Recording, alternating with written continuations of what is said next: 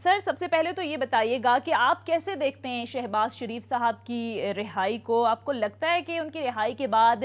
Pakistan Peoples party اور مسلم league نون میں دوریاں کم ہوں گی اور یہ جو مردہ پی ڈی ایم ہے اس میں کوئی جان پڑے گی؟ بسم اللہ الرحمن الرحیم. سونیا، جہاں تک شہباز شریف صاحب کی رہائی کا تعلق ہے تو پاکستان پیپلز پارٹی جب شہید ذوالفقار علی بھٹو صاحب کی جوڈیشری مرڈر ہوا تھا تو اس وقت بھی ہم نے اس فیصلے کو تسلیم کیا تھا، لیکن ہم نے اپنا جو موقف تھا وہ بیان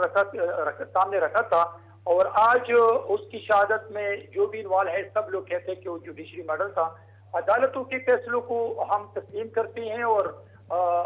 ہم سمجھتے ہیں پاکستان پیپلز پارٹی کے ایسے فیصلے آنے چاہیے تاکہ جنرل ماسز کو یہ میسج چلا جائے کہ یہ جو فیصلے ہیں یہ انصاف پہ مبنی ہے. اور چاہے وہ شہباز شریف کا بیل ہو یا خورشید شاہ کی گرفتاری ہو، لیکن میں سمجھتا ہوں کہ بالکل اگر اس کی رہائی کا فیصلہ ہو چکا ہے، عدالت نے فیصلہ کیا ہے تو ہم عدالتوں کے فیصلے کو مانتے ہیں. جہاں تک شہباز شریف کی رہائی کے بعد پی ڈی ایم میں جان کی بات ہے اور پی ڈی ایم اور پیپلز پارٹی اور نون کی دوریاں ختم ہونے کی بات ہے، تو میں سمجھتا ہوں کہ شہباز شریف کا بیانیہ اور مریم نواز کا بیانیہ یہ نواز شریف کا بیانیہ ہے. اور نواز شریف کا بیانیہ جو ہے وہ آپ کے سامنے میرے سامنے ہے. میں سمجھتا ہوں کہ پاکستان پیپلز پارٹی نے 1988 سے لے کے پی ڈی ایم بننے تک پاکستان پیپلز پارٹی نے ہمیشہ مسلم لیگ نون کی زیادتیوں کو معاف کر کے ملک میں کنسنسس ڈیولپ کرنے کے لیے 2 قدم آگے آئے ہیں. اور وہ چاہے شہید بی بی تھی یا جناب آصف علی زرداری صاحب تھی یا بلاول بھٹو زرداری صاحب ہیں، ہم ہمیشہ ویلکم کرتے ہیں جمہوری جماعتوں کو، اس لیے کہ ہم سمجھتے ہیں کہ ایک مضبوط جمہوری جماعت مضبوط پاکستان کی ضمانت ہے. لیکن آج جو پی ڈی ایم کی بات ہے، میں پی ڈی ایم کا نام استعمال اس لیے نہیں کرنا چاہتا ہوں کہ پی ڈی ایم ختم ہو چکا ہے.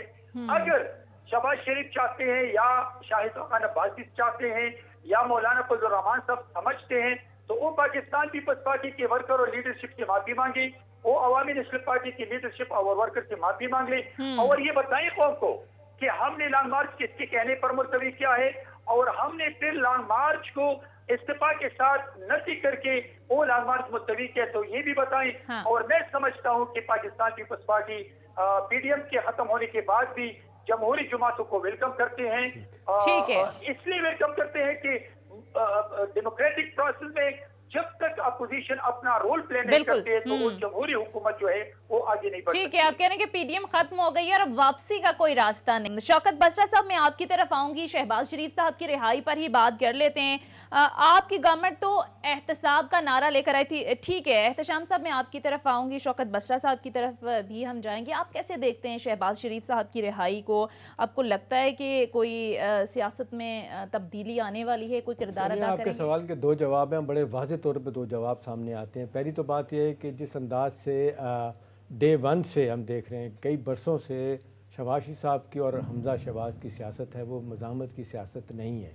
وہ مفاہمت کی سیاست کی بات کرتے ہیں. 7 مہینے جیل میں گزارنے کے بعد بھی آپ دیکھتے ہیں جب بھی ان کی اخبار نویسوں سے بات ہوئی انہوں نے کنفرنٹیشن کو اوائڈ کیا. یہی بات آپ حمزہ شہباز جو صاحبزادے ہیں ان کے 2 سال کے بعد رہائی ملی ان کو، وہ بھی یہ کہتے ہیں کہ جی کسی طور پہ آپ کنفرنٹیشن کی طرف نہیں جانا چاہتے. اب دیکھنا ہے کہ کیونکہ یہ مسلم لیگ نون کے صدر بھی ہیں، ان کی طرف سب لوگ دیکھ بھی رہے ہیں. مفاہمت کا طبقہ جو پی ایم ایل این کے اندر بیٹھا ہوا ہے وہ ان کی طرف دیکھ رہا ہے. انہیں نظر آ رہا ہے کہ بہت سارے حوالے سے ان کے اوپر کیسز تیار ہیں، M L As M P As ہیں، جونیئر لیول کی لیڈرشپ ہے وہ بھی بڑی پریشان ہے. ایک تو یہ کہ اب یہ کیا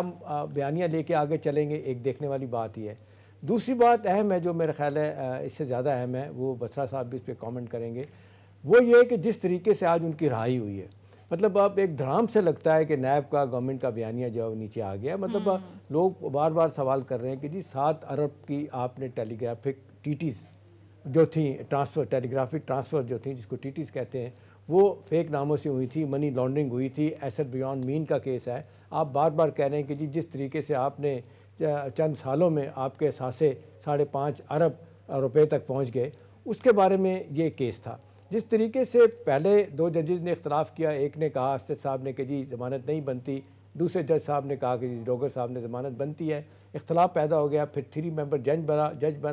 یہ بینچ بنا، ہاں۔ اور اس میں جسٹس باقر نقوی صاحب جو ہیڈ تھے وہی ہیں جو ماڈل ٹاؤن کے جج تھے جنہوں نے پی ایم ایل این کے خلاف فیصلہ دیا تھا کہ 18 لوگوں کی شہادت وہاں پہ ہوئی تھی۔ آج انہوں نے بظاہر لگ رہا تھا 2-3 دن پہلے جب یہ کیس شروع ہوا تھا کہ اس میں ٹائم لگے گا، لیکن بڑی جلدی ان کی ضمانت ہو گئی۔ اب دیکھنا یہی ہے سونیا کہ جس طریقے سے نیب کے بارے میں باتیں ہو رہی ہیں، گورنمنٹ کے بارے میں باتیں ہو رہی ہیں کہ جی انویسٹیگیشن نہیں ٹھیک ہوتی، ایک عرصے سے لوگ رو رہے ہیں پروسیکیوشن ٹھیک نہیں ہے، پھر یہ ہے کہ آپ ریفرنس نہیں بنا پاتے، 2 سال 1.5 سال کے بعد لوگوں کو رہائی مل رہی ہے، تو بظاہر پھر سپریم کورٹ بھی بار بار یہ کہتی ہے جب کیس ان کے پاس جاتا ہے، پولیٹیکل انجینئرنگ کی بات بھی کرتے ہیں، حکومت پہ الزام بھی آتے ہیں۔ ابھی آپ دیکھ لیں شاہد خاقان عباسی نے کل جو میں سمجھتا ہوں جس انداز سے بیہیو کیا، ہر طرف سے ان کے اختلاف کا نشانہ بنایا جا رہا ہے، لیکن آج ہی ان کے خلاف ایک نیا کیس بن گیا ہے۔ دوسری طرف آپ دیکھ لیں جو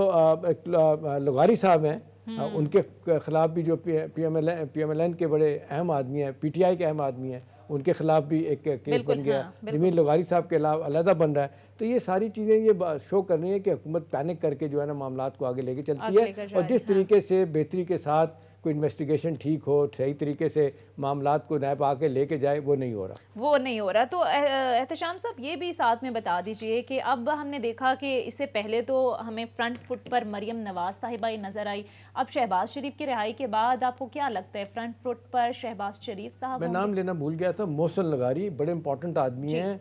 پی ٹی آئی کے، ان کے خلاف بھی چینی کے اسکینڈل میں ان کو بھی بلا دیا گیا۔ جی اب بتائیے کیا کہہ رہی ہیں آپ؟ یہ سوال ہے سر کہ پی ڈی ایم کے سینٹر سٹیج پہ تو ہمیں مریم نواز نظر آئی، اس کے علاوہ بھی overall P M L N کی سیاست میں ظاہر ہے نواز شریف صاحب کی لندن جانے کے بعد مریم نواز نظر آئی، تو اب شہباز شریف کی واپسی کے بعد صورتحال کیا لگ رہی ہے؟ دیکھیں جس طریقے سے لوگوں نے اختلافات کی باتیں کہنا شروع کر دی تھیں، اور دیکھیں آپ جس طریقے سے بلاول بھٹو زرداری نے اپنے ڈنر پہ اس سے پہلے ان کو بلا لیا تھا حمزہ صاحب کو، اور پھر مریم صاحبہ اس پہ نہیں گئی تھی، اس پہ بھی آپ نے دیکھا بڑا شور ہوا تھا۔ وہ بنیادی وجہ یہی ہے کہ وہ نواز صاحب کی سیاست سے آج بھی علیحدہ ہو کے بات کر رہے ہیں، لیکن بہت سے حوالوں سے لوگ کہہ رہے ہیں کہ جی جو بڑے بھائی کا بیانیہ ہے اس حد تک تو وہ ہے کہ پارٹی کبھی نہیں چھوڑیں گے۔ ان کو اگر ماضی میں بھی آفر ہوئی، آج بھی آفر ہوئی، اور لوگ کہنے والے کہتے ہیں کہ جی اس الیکشن سے پہلے بھی ان کو آفر ہوئی تھی کہ جی وہ پرائم منسٹر بن جائیں، اس حد تک تو وہ نہیں جائیں گے۔ لیکن مجھے لگتا ہے ذاتی طور پہ سونیا کہ وہ اپنی اس بات پہ ڈٹے رہیں گے کہ جی لڑائی جھگڑا کر کے معاملات